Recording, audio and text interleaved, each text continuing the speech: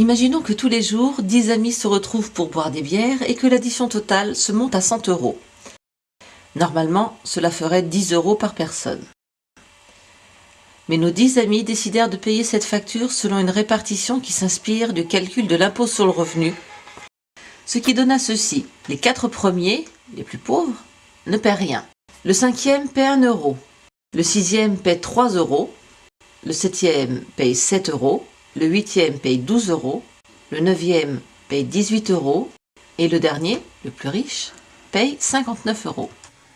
Putain, j'ai bien fait de pas accepter de travailler plus. Ben, pourquoi?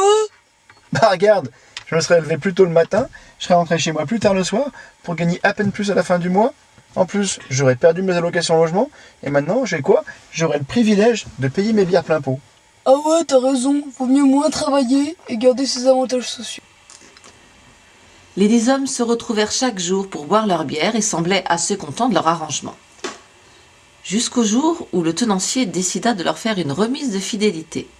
« Comme vous êtes de bons clients, dit-il, j'ai décidé de vous faire une remise de 20 € sur la facture totale. Vous ne paierez donc désormais vos bières que 80 €. » Le groupe décida de continuer à payer la nouvelle somme de la même façon qu'ils auraient payé leurs taxes. Les 4 premiers continuèrent donc à boire gratuitement. Mais comment les 6 autres, les clients payants, allaient-ils diviser les 20 € de remise de façon équitable? Ils réalisèrent que 20 € divisé par 6 faisait 3,33 €. Mais s'ils soustrayaient cette somme de leur partage, alors le 5e et 6e homme devraient être payés pour boire leur bière. Le tenancier du bar suggéra qu'il serait plus équitable de réduire l'addition de chacun d'un pourcentage du même ordre. Ils firent donc les calculs, ce qui donna ceci. Le 5e homme, comme les 4 premiers, ne paya plus rien. Le 6e paya 2 € au lieu de 3, donc 33% de réduction. Le 7e paya 5 € au lieu de 7, 28% de réduction. Le 8e homme paya 9 € au lieu de 12, 25% de réduction. Le 9e paya 14 € au lieu de 18, 22% de réduction. Et le 10e paya 50 € au lieu de 59 €, donc 16% de réduction.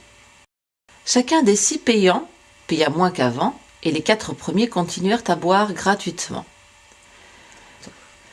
Mais une fois le tenancier reparti à son comptoir, chacun compara son économie. « J'ai seulement eu 1 € sur les 20 € de remise, dit le 6e, et il désigna le 10e. Lui, il a eu 9 €. Ouais, dit le 5e, j'ai seulement eu 1 € d'économie.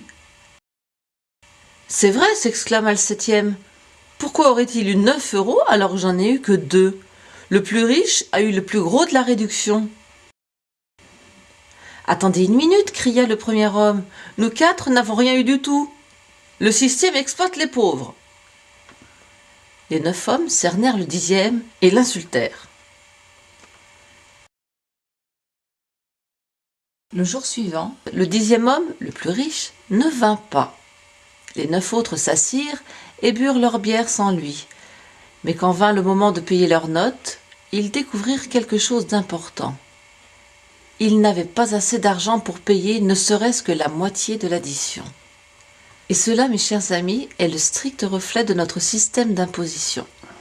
Les gens qui payent le plus de taxes tirent le plus de bénéfices d'une réduction de taxes. Taxez les plus forts, accusez-les d'être riches et ils risquent de ne plus se montrer désormais. En fait, ils vont boire à l'étranger. Pour ceux qui ont compris, aucune explication n'est nécessaire. Pour ceux qui n'ont pas compris, aucune explication n'est possible.